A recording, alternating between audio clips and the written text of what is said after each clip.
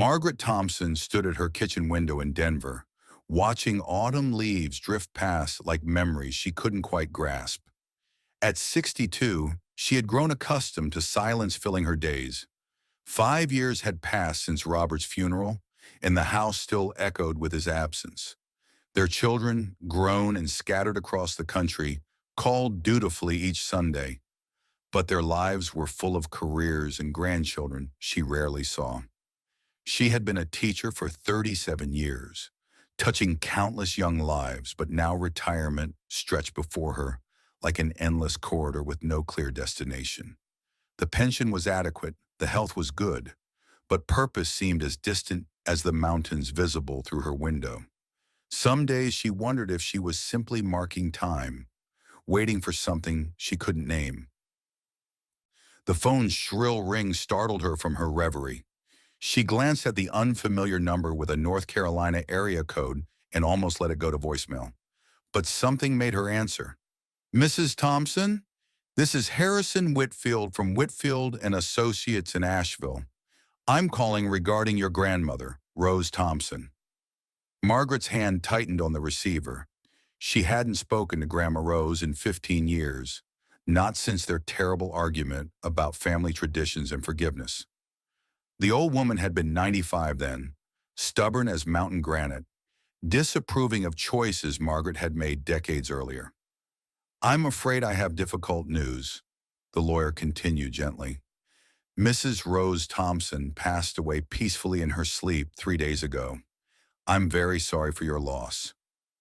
Margaret sank into a kitchen chair, surprised by the sharp pang of grief that pierced her chest. Despite their estrangement, Rose had been the anchor of her childhood, the woman who taught her to bake cornbread and read Bible stories by lamplight. "There's something else, Mrs. Thompson. Your grandmother left specific instructions regarding you in her will. She wrote a personal letter that I'm required to read to you immediately." Margaret's heart raced. After 15 years of silence, why would Rose reach out now? The lawyer's voice softened as he began to read. "My dearest Margaret, if you're hearing this, I've gone to meet my maker, and it's time you knew the truth about our family. All these years I've carried secrets that weren't mine to keep, and I've let pride keep us apart when love should have brought us together. Go to the old house, child. Look under the wooden staircase where your grandfather built that little storage space. You'll find a box I've been saving for you. Inside are the answers to questions you never thought to ask. The house is yours now, along with everything in it. But be warned, dear one, there are those in our family who would rather these secrets stay buried. Trust no one until you know the whole truth. Come home. It's time to heal what's been broken. All my love, Grandma Rose." The warning in Rose's words sent a chill down Margaret's spine. What secrets could be so dangerous that family members would want them buried? Within a week, Margaret found herself on a plane bound for North Carolina, her emotions as turbulent as storm clouds gathering over mountain peaks. She hadn't been back in 15 years, hadn't seen the cousins who still lived in the area, hadn't walked the streets where her grandmother had been a fixture for nearly a century. At the modest funeral home, she encountered cousin David, Rose's other grandchild, now 55, with graying temples and calculating eyes that seemed to measure her every movement. His greeting was polite but strangely eager. "Margaret, what a surprise to see you here," he said, gripping her hand too tightly. "Thought you'd put all this behind you years ago." "Grandma Rose was important to me," she replied carefully. "Whatever happened between us, she helped raise me." David's smile didn't reach his eyes. "She left you the old house, I hear. That's generous, though it's probably more burden than blessing these days. Place is falling apart, property taxes eating into what little value it has left. I'd be happy to take it off your hands, save you the hassle." Something in his eagerness made Margaret uneasy. "I haven't even seen it yet, David." "Well, when you do, you'll see what I mean. Some things are better left in the past, Margaret." Rose understood that toward the end. She got confused sometimes, you know.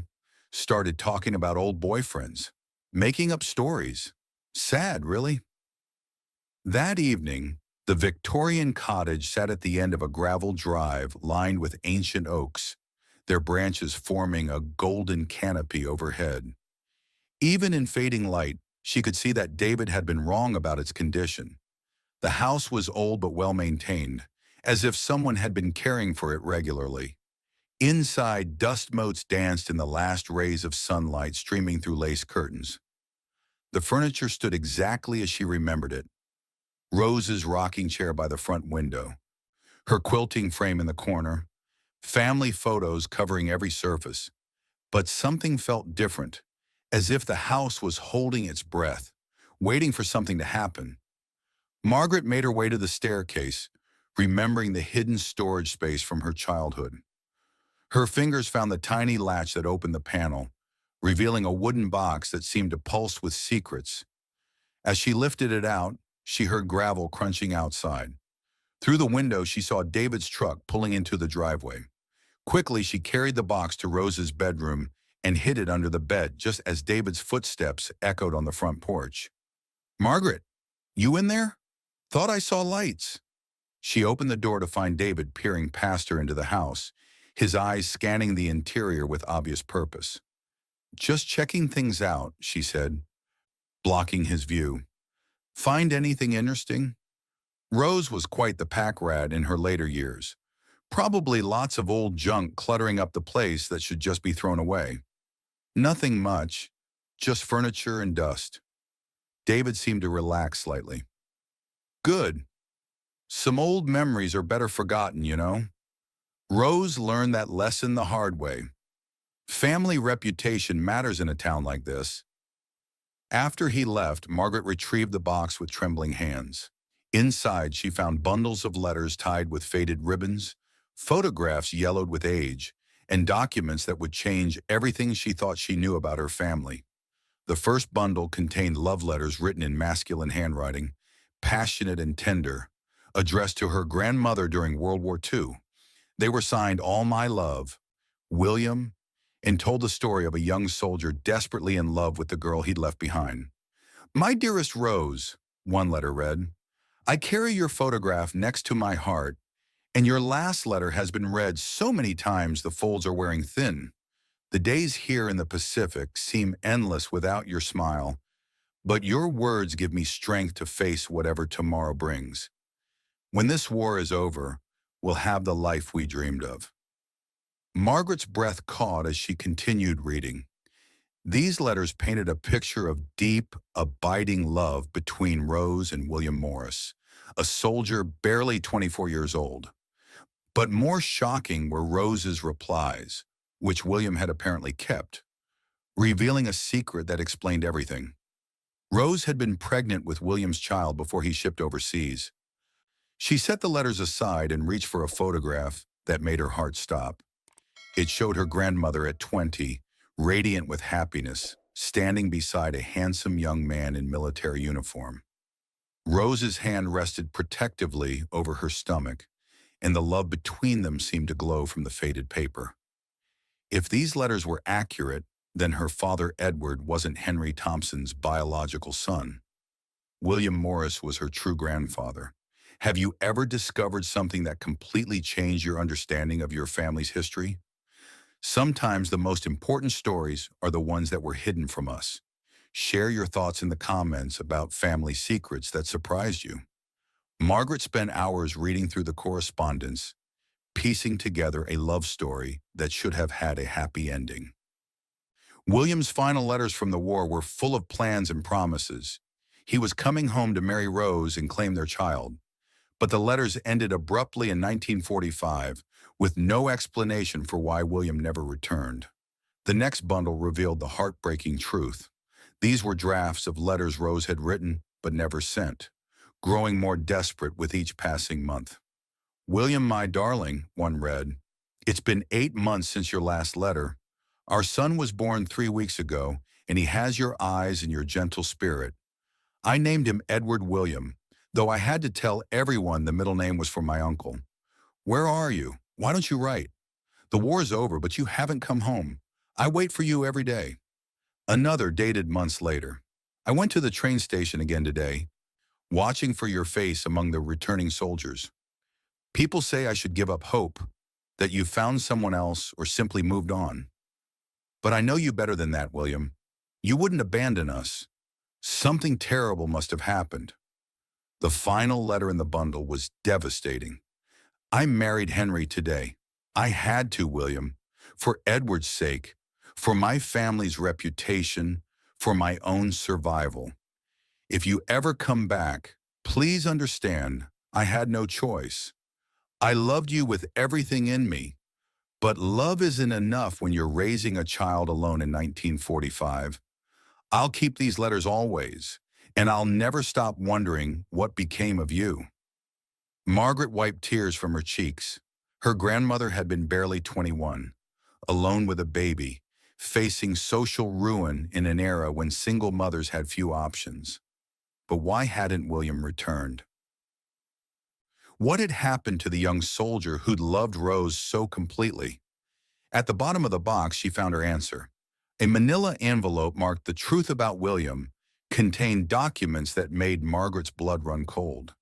There were copies of letters from 1947 written in William Morris's handwriting, addressed to the Thompson family.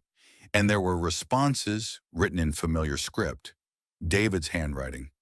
The exchange revealed a devastating truth. William had been wounded and hospitalized for 2 years after the war. When he finally made it back to North Carolina in 1947, he'd written to the Thompson family, desperate to find Rose and their son. But David, then barely 21 himself, had intercepted the letters and written back, claiming that Rose had died in childbirth and that the baby hadn't survived. William's heartbroken reply was still in the envelope. I understand. Thank you for letting me know. Though it breaks my heart, I'll trouble your family no more with my grief. Please know that Rose was the love of my life, and I would have given anything to save her and our child. I'll carry this pain until my dying day. Margaret stared at the letters in horror. David had deliberately destroyed 2 lives, condemning William to a lifetime of grief and Rose to decades of wondering why her beloved had abandoned her. But why would David do such a thing? The answer came in a letter Rose had written but never sent, dated 1995. I know what you did, David. Mrs. Henderson at the post office finally told me about the young man who came looking for me in 1947, the one you sent away with lies about my death. You were ashamed of me, ashamed of Edward, ashamed that our family wasn't as perfect as you wanted everyone to believe. Your pride cost William and me 50 years of happiness. I should expose you for what you are, but what good would it do now? The damage is done, and I'm too old and tired to fight anymore. Margaret felt physically sick. David hadn't just lied once. He'd built his entire life around protecting the family's reputation at the expense of Rose's happiness. And now he was trying to pressure her into selling the house, probably terrified that she would discover his betrayal. A sound outside made her freeze. David's truck was back in the driveway, and this time he wasn't alone. Through the window, she could see 2 men she didn't recognize walking purposefully toward the house. Their expressions were grim, determined. Margaret quickly gathered the most important documents and photos, stuffing them into her purse along with her phone and car keys. She could hear David's voice on the front porch, agitated and commanding. I know she's found something. She's been in there too long, asking too many questions. We need to get in there before she ruins everything I've worked to protect. What if she won't give it up? One of the men asked. Then we'll make her understand what's at stake. This family's reputation has survived this long because some secret stayed buried. I'm not letting some sentimental fool destroy that now. Margaret's heart pounded as she realized the danger she was in. These weren't just concerned family members. David was desperate enough to use force to protect his lies. She slipped out the back door just as they forced their way in through the front, the sound of splintering wood echoing through the night air. Behind her, she could hear them ransacking the house, searching for the evidence she'd already taken. David was shouting orders, his voice filled with panic and rage. Find that box. Check every room, every closet, every hiding place. Margaret ran through the darkness, branches catching at her clothes as she made her way toward the cemetery where Rose was buried. It was the only safe place she could think of, and somehow it felt right to seek sanctuary near her grandmother's grave. Her hands shook as she called 911 from her cell phone, but she knew the police would take time to arrive. She needed another plan, another way to protect what Rose had left for her. Crouched behind Rose's headstone, listening to car engines roaring to life as David and his men began searching the area, Margaret made a decision that would change everything. She pulled out her phone and began searching for William Morris in Los Angeles. It took precious minutes of frantic typing, but she finally found what she was looking for: an obituary dated just 2 years ago. William Morris, age 102, had died peacefully in a veterans care facility. He had served with distinction in World War II, built a successful business in California, and never married.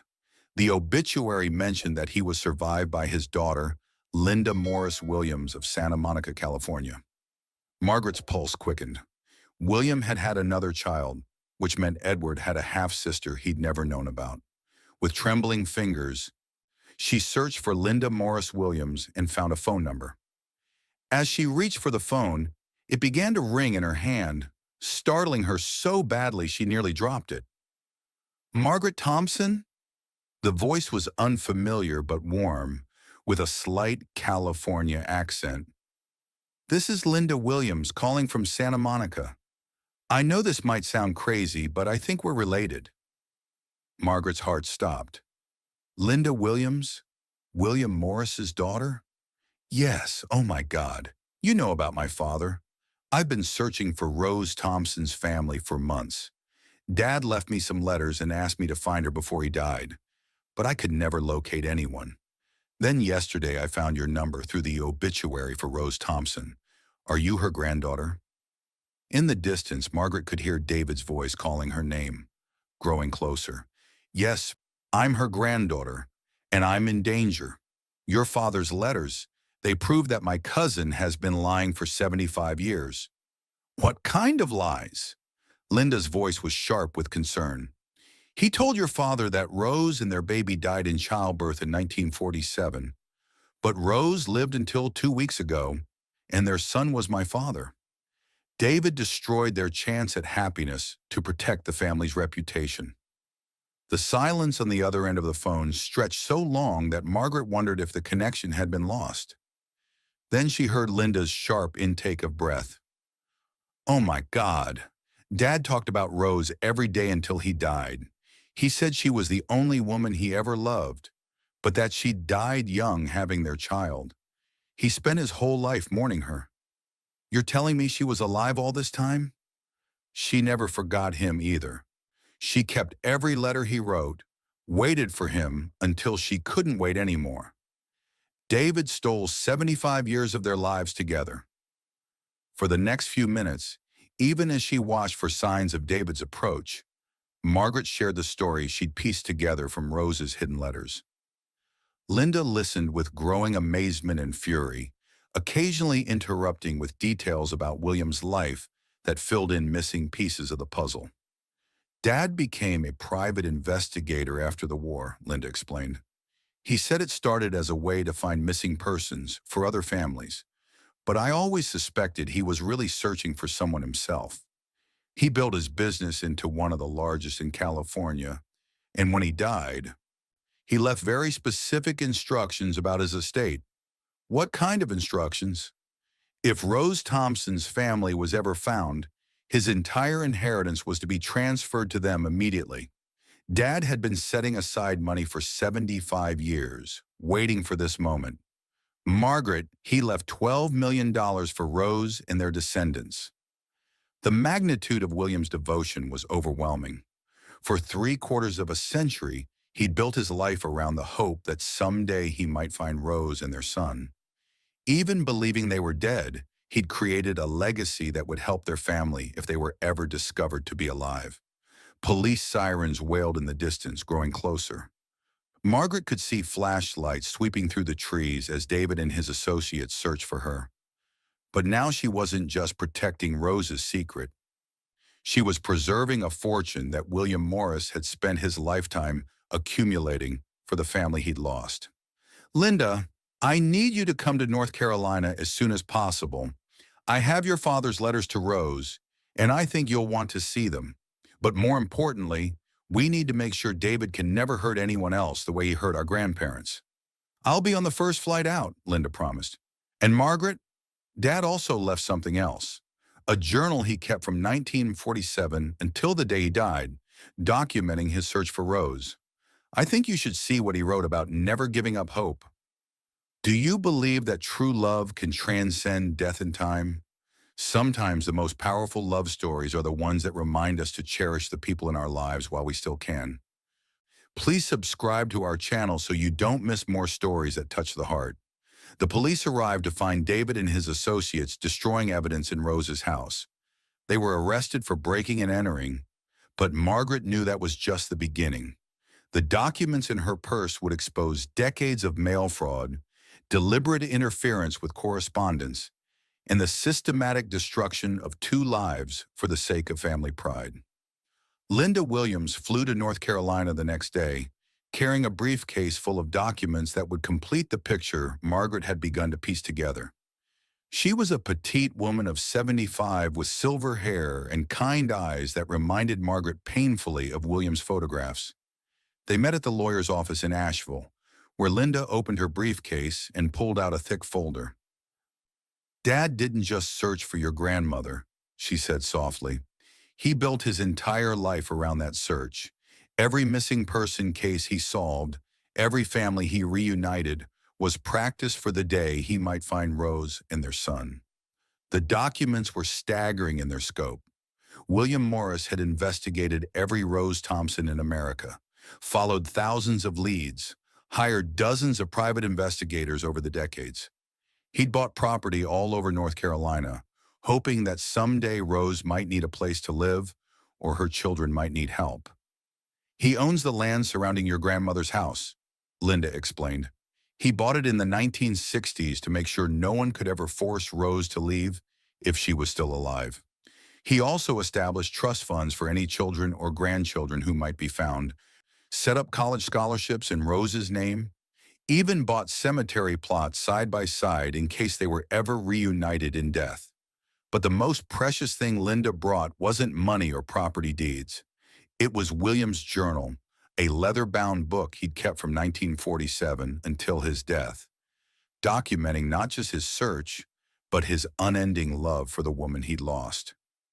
Margaret opened the journal with trembling hands and began to read aloud. September 15th, 1967. 22 years since I last held Rose in my arms. Hired another investigator today. This one says he has leads in Tennessee. I know it's probably hopeless, but I can't stop looking. If there's even the smallest chance she's alive, if there's any possibility our son survived, I have to keep trying. She was pregnant when I left for the Pacific. Our child would be 22 now, probably married with children of their own. I dream sometimes about meeting my grandchildren. Linda wiped her eyes. Keep reading. There's more. January 1st, 1980, 35 years of searching. Linda asked me again today why I never remarried. Why I don't try to find happiness with someone new. How can I explain that I already found my happiness? It was just taken away too soon. Rose was the other half of my soul. Without her, I'm just half a man, going through the motions of living. The entries continued year after year, a testament to love that refused to die. William had investigated every lead, no matter how slim. He'd visited North Carolina dozens of times, even driving past the Thompson house in the 1990s, but David had somehow managed to deflect every inquiry. Your cousin was incredibly clever, Linda said grimly. Dad's investigators would show up asking about Rose Thompson, and David would tell them she'd moved away years ago, that the family had lost touch with her. He'd send them chasing false leads in other states while Rose was living just 20 miles away. The legal proceedings that followed were swift and devastating for David. Faced with evidence of mail fraud spanning decades, witness tampering, and the theft of correspondence, he finally broke down and confessed. The courtroom was packed with townspeople who had known Rose, many of them shocked to learn the truth about the quiet woman who had lived among them for so long. "I was protecting the family," David sobbed during his testimony. In 1947, having an illegitimate child could destroy a family's reputation in this town. Rose was young and foolish, clinging to some fantasy about a soldier who'd obviously forgotten her. Henry Thompson was a good man who offered to marry her and give the boy a name. "I thought I was doing the right thing. By lying to a man who'd been wounded serving his country?" the prosecutor asked coldly. "By condemning him to a lifetime of believing his fiancée and child were dead? How was I supposed to know he'd spend his whole life mourning them?" David protested. "Most men would have moved on, found someone else. I couldn't predict he'd become obsessed." Margaret stood up in the gallery. "It wasn't obsession, it was love. The kind of love that doesn't give up, doesn't move on, doesn't forget. The kind of love you'll never understand because you've never felt it." David's wife left him during the trial. His own children, horrified by what their father had done, refused to speak to him. The man who'd spent his life protecting the family's reputation ended up destroying it completely. But as the months passed, Margaret found she couldn't sustain her anger. David had been 21 when he made his first terrible decision, frightened of scandal in a time when social standing meant everything. The real tragedy wasn't just that he'd made the wrong choice. It was that he'd doubled down on that choice for 75 years, building lie upon lie until the truth became impossible to acknowledge. The house Rose had left to Margaret became a gathering place for the scattered branches of their family tree. Linda moved to North Carolina permanently, settling in a cottage on the property William had bought decades earlier. Margaret's children and grandchildren came from Colorado, fascinated by the story of their great-grandfather's impossible love and the fortune he'd left them. They established the Rose Thompson and William Morris Foundation, using William's inheritance to help other families torn apart by war, poverty, or prejudice. The foundation's first project was a memorial garden behind Rose's house, where visitors could read the complete story of love that had survived separation, betrayal, and death itself. The garden was designed with winding paths lined with roses, William's favorite flowers. Bronze plaques told the story in stages: their first meeting, their wartime courtship, their forced separation, and their love's ultimate triumph through the reunion of their families. At the center stood two benches facing each other, with William's Purple Heart and Rose's engagement ring preserved in a glass case between them. On the first anniversary of Rose's death, they held a ceremony that brought together family members from across the country. Margaret stood before the memorial, surrounded by cousins she'd never met, grandchildren who'd never known their heritage, and townspeople who'd never known the truth about their quiet neighbor. She read from the last letter William had written before his death. "To the woman who owned my heart for 85 years, I'm coming home to you at last. Wait for me, my darling Rose. This time, nothing will keep us apart. Tell our son I'm proud of the man he became, and tell our grandchildren that love is the only thing worth fighting for in this world." The ceremony was covered by newspapers across the South, and the story of Rose and William's love inspired thousands of readers.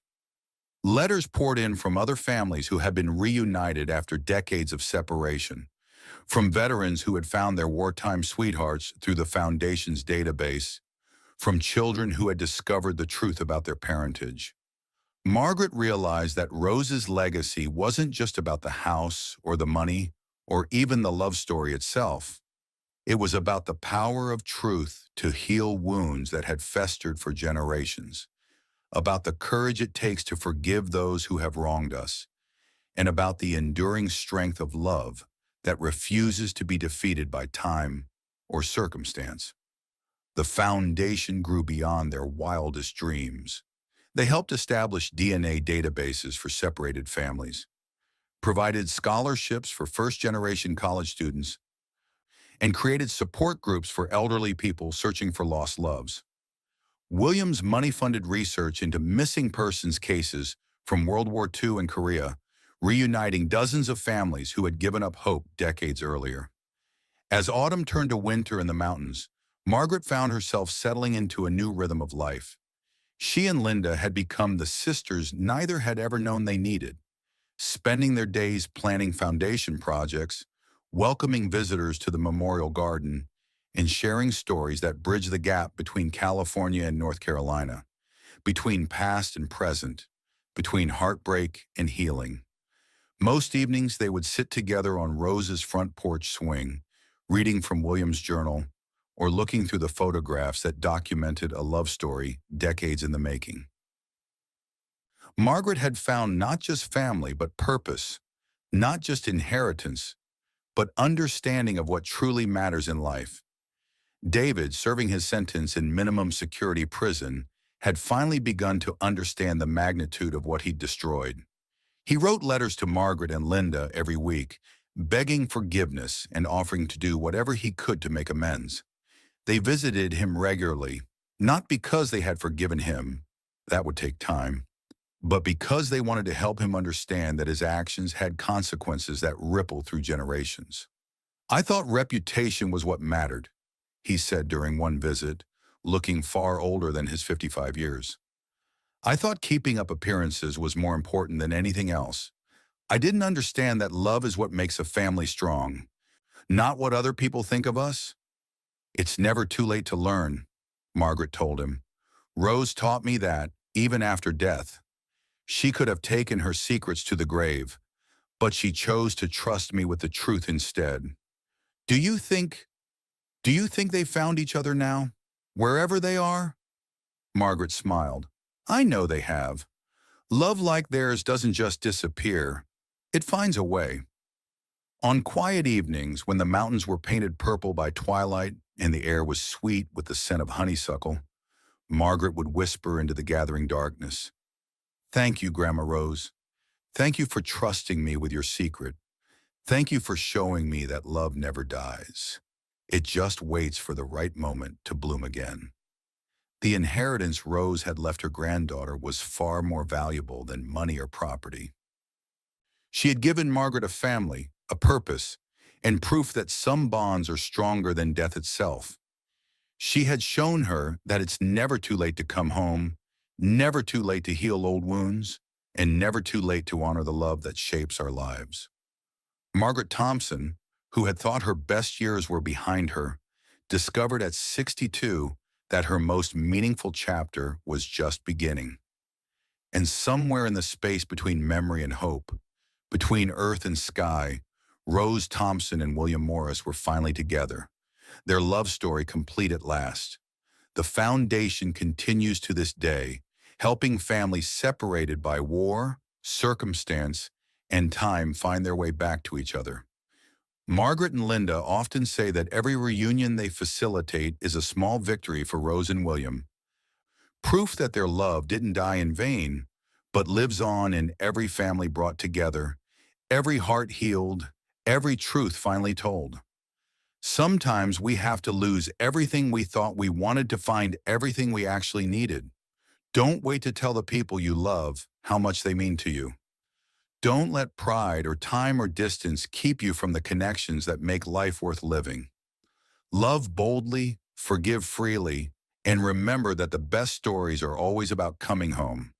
Thank you for joining us on this journey of love, loss, and redemption. Please share this story with someone who needs to be reminded that it's never too late for love to find its way home.